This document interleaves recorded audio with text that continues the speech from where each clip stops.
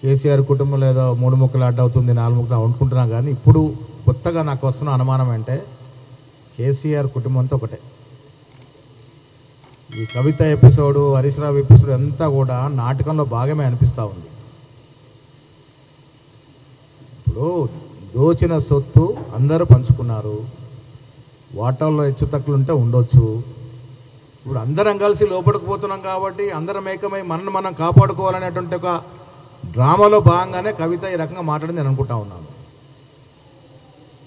10th class పిల్లల్ని అంటే చెప్తారండి, ముఖ్యమంత్రి గారు ప్రమేయం లేకుండా ఆనాడు హరీష్ రావు అవినీతికి పాల్పడే అవకాశం ఉంటుందా? ఒకవేళ పాల్పడి ఉంటే మొదటిసారి ఇరిగేషన్ మంత్రిగా ఉన్నప్పుడు ఆయన తీసేసే అవకాశం ఉంది కదా. 1 సంవత్సరం పాటు పక్కన పెట్టి మళ్ళీ రవి అని చెప్తాను, పక్కన పెట్టి మళ్ళీ ఎందుకు తీసుకున్నాడు? కేసీఆర్ కుటుంబం అంతా ఒకటే, ప్రజల్ని మమ్మపెట్టే భావనలోనే ఈ రకరకాల యాంగిల్స్ ఎత్తుకుంటున్నారు నా అనుమానం. చూద్దాం కవిత గారి ఎపిసోడ్ మీద కేటీఆర్ గారు ఏం స్పందిస్తారు, కేసీఆర్ గారు ఏం స్పందిస్తారు. పార్టీ అఫేర్, వాళ్ళ పార్టీ అఫేర్లో మాకేం సంబంధం?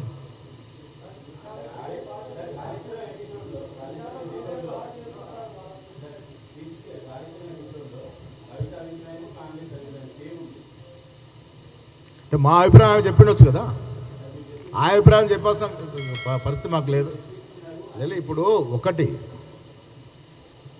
నేను ఇంత స్పష్టత ఇస్తా ఉన్నాను,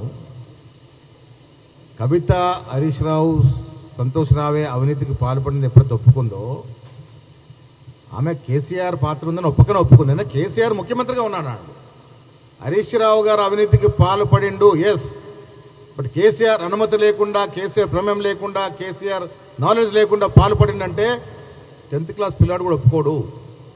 ఇది కవిత గారు తెలుసుకోవాలి. కాళేశ్వరంలో వచ్చిన అవినీతి కేసీఆర్ కుటుంబ సభ్యులందరూ కూడా పంచుకున్నారు, దాంట్లో ఏం అనుమానం లేదు. ఇలా కవిత రూపంలో ఒక నాటకం తెరదీస్తా ఉన్నారు, రేపు ఇంకో నాటకం తెరదీస్తారు. కానీ కుటుంబం అంతా ఒకటే, ప్రజల్ని మభ్యపెట్టే ప్రయత్నం చేస్తూ ఉంది. ప్రజలు మొన్ననే చెప్తే కదా, సురభి నాటకం ఒక్కరోజుతో అయిపోతుందా? కవిత నాటకం, సురభి నాటకం ఒకటో రోజు అయిపోతుందా? చూద్దాం ఏమవుతుందో. నేను మళ్ళీ మాట్లాడుతా, చాలా పెద్ద కవిత, చాలా పెద్ద అది సీరియల్ అది. నేను రేపు మాట్లాడుతా దీని మీద, మళ్ళీ రేపు ఎల్లుండో మాట్లాడతా. ఈ ప్రశ్న మళ్ళీ రేపు ఎల్లుండి, మీకు కొన్ని ప్రశ్నలకు నాకు చెవుకి వినబడతలేవు అవి అట్లా.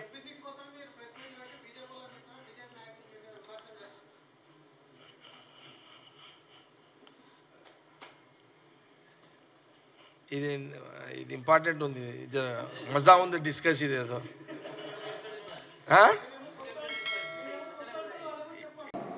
అసెంబ్లీకి రమ్మంటే వీళ్ళు ప్రెస్ క్లబ్లలో అంటున్నారు.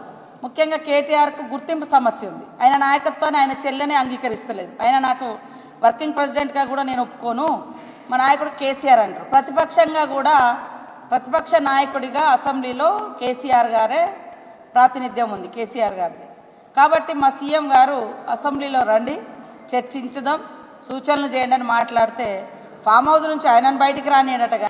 వారు చెప్తున్నట్టు కొన్ని సామెతలు ఉండొచ్చు, కానీ మహిళల పట్ల కాంగ్రెస్ పార్టీకి అపారమైన గౌరవం ఉంది. కొన్ని కొటేషన్స్ ఉండొచ్చు, నువ్వు నేను మాట్లాడుకోవచ్చు, ఇంకో మహిళతో అటువంటి మాటలు మాట్లాడే సందర్భం తప్పు. అది ఎవరైనా ప్రజాస్వామికవాదులు అందరూ ఖండిస్తారు. సేమ్ టైం దాడులు కూడా జవాబు కాదు. మాటలు తప్పు, ఏదైనా డెమోక్రటిక్